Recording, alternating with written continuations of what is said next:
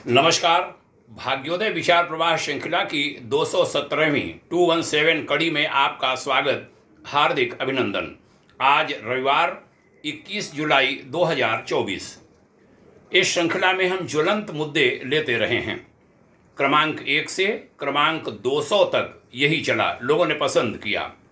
201वीं कड़ी से मेरी कार्यकर्ता जीवन यात्रा या यूं कहूं संस्था सेवा यात्रा पर विशेष चर्चा हुई, कुछ स्वजनों के आग्रह सुझाव पर। 201वीं कड़ी से आगे की अभी तक की सारी कड़ियां इसी विषय पर हैं। विगत कड़ी यानी इस श्रृंखला की 216वीं कड़ी में हमने विश्व जागृति मिशन नई दिल्ली में अपनी सेवा पर चर्चा की थी। यह भी कहा था कि 2 अक्टूबर 2020 को हमने विश्व जागृति मिशन मुख्यालय आनंद धाम दिल्ली से विदाई ली थी। 2 माह में हम स्वतंत्र लेवल पर सेटल हुए। जैसा बताया था कि दिल्ली सेवा के दौरान 2014 में भाग्योदय फाउंडेशन नाम की एक संस्था का गठन हुआ था, स्थापना हुई थी।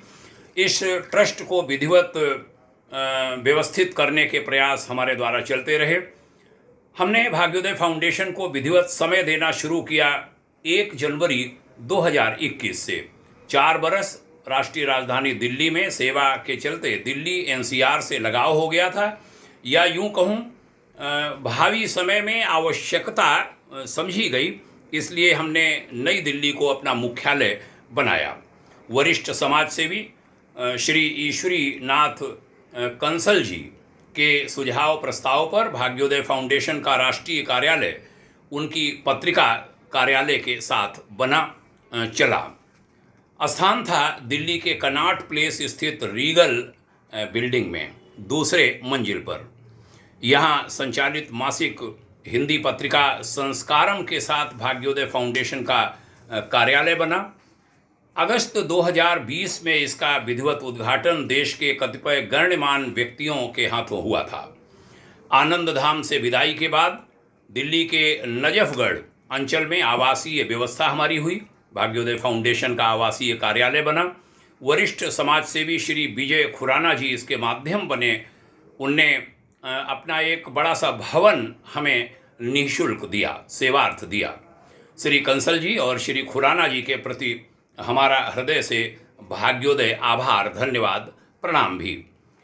नए आवास के समीप खैराधाम नाम का दिव्य स्थल है, जो मेरी प्रातःकालीन आत्मबोध साधना में आनंद धाम के बाद अब स्थान पा चुका है। भाग्योदय फाउंडेशन की स्थापना के साथ ही हमें प्रधानमंत्री श्री नरेंद्र भाई मोदी जी के प्रधान सचिव प्रिंसिपल सेक्रेटरी श्रीमान नृपेंद्र मिश्र, भारत के मुख्य चुनाव आयुक्त doctor Om Prakash Rawat, director IB Shri Rajiv Jain सहित भारत सरकार के कई सचिवों, वरिष्ठतम लोक सेवियों से राष्ट्र हितार्थाय मिलने, भेंट परामर्श करने के अवसर मिले। इन सब मुलाकातों से भाग्योदय फाउंडेशन को नई नई दृष्टियां प्राप्त हो रही थीं। इस बीच मेरी भूतपूर्व कर्मभूमि लखनऊ में भाग्योदय फाउंडेशन का राष्ट्रीय आवासीय कार्यालय भी बना।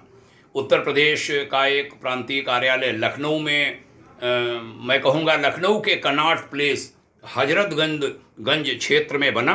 तब के पंचायती राज निदेशक डॉक्टर ब्रह्मदेवराम तिवारी IAS एवं नेशनल हेल्थ मिशन NHM के additional project director doctor Hiralal IAS के हाथों संपन्न हुआ था।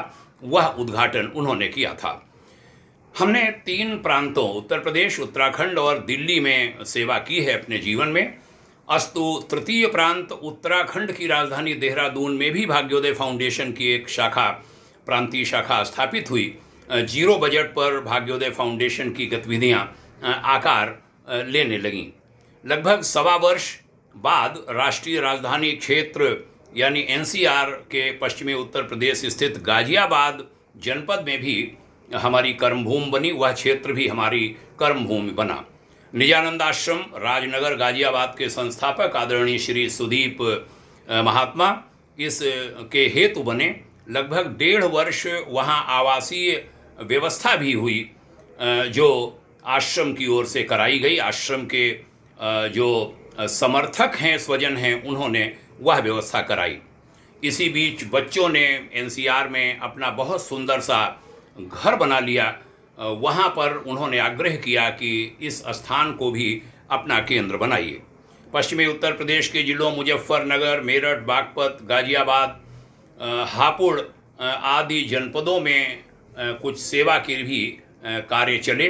लगभग 400 बरस पुरानी आध्यात्मिक संस्था निजानंद आश्रम, इस पूरे संगठन बड़ा महत्वपूर्ण संगठन है। निजानंद परंपरा के मुख्य केंद्र जामनगर गुजरात और पन्ना धाम मध्य प्रदेश के भी भ्रमण कार्यक्रम इस बीच हुए। मेरी प्रातःकालीन दिव्य स्थलों की जो मानसिक यात्रा, ध्यान यात्रा है, उसमें ये 2 दिव्य स्थल भी जुड़े जो मुझे शक्ति देते हैं।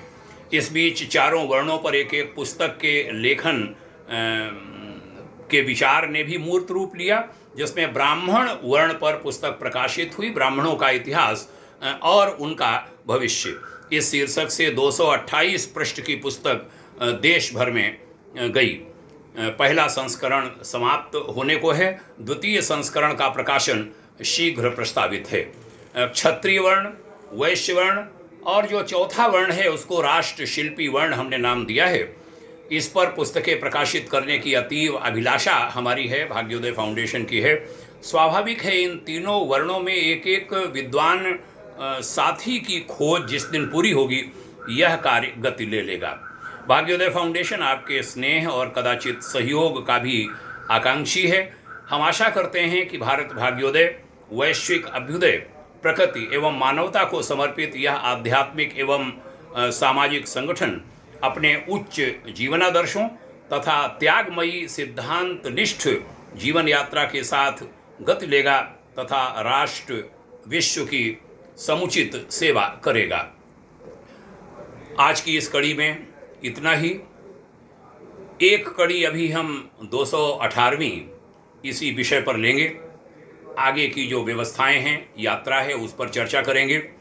और कड़ी नंबर 219 से हम पुनः जो ज्वलंत मुद्दे हैं उन पर आएंगे। उन भाइयों का, बहनों का आभारी हूँ जिन्होंने मेरी संस्था सेवा यात्रा पर चर्चा चाही थी और उन्होंने अपेक्षा की थी मैं इस पर बोलूं। कड़ी नंबर 201 से इस पर हमने बात कही। हमारा अनुरोध उन सभी से है जो हमारे बाल्यकाल से और अभी तक की जीवन यात्रा में किसी न किसी रूप में साथ रहे हैं। वे भाग्योदय विचार प्रवाह श्रृंखला की यह कड़ियाँ तो सुने ही। कड़ी नंबर 201 से 218 तक की जो चर्चा है, वार्ता है, अवश्य सुने। पूज्यवर आचार्य श्री राम शर्मा जी, मेरे पूज्य श्रेष्ठ मार्गदर्शक, उनसे हमारी डोर जुड़ी रही है। आज गुरु पूर्णिमा का पावन दिन है और गुरु पूर्णिमा के पावन दिन पर मैं कहा करता हूँ कि गुरु और शिष्य दोनों उसी प्रकार भाव विह्वल होते हैं एक दूसरे से मिलने को, जैसे गाय और बछड़ा एक दूसरे से मिलने को दौड़ते हैं जब वो काफ़ी देर अलग अलग रहते हैं। वैसी ही स्थिति इस समय मेरी अपने गुरुवर के प्रति हो रही है।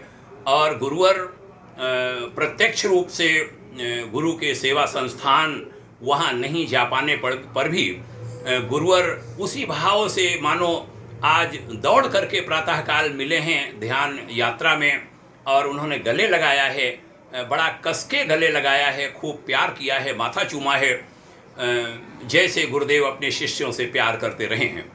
उसी भाव से मेरा भी हार्दिक नमन और नमन, चरण वंदन पावन गुरुसत्ता पूज्यवर आचार्य श्री राम शर्मा जी को।